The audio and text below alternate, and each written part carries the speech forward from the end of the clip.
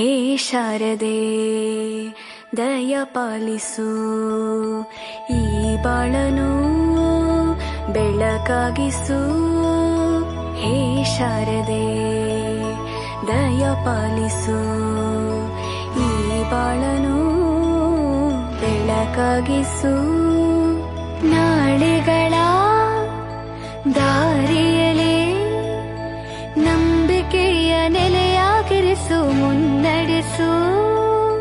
ಕೈ ಹಿಡಿದು ನಾವಾಡೋ ಪದ ಪದದಲ್ಲೂ ಸಂಚರಿಸು.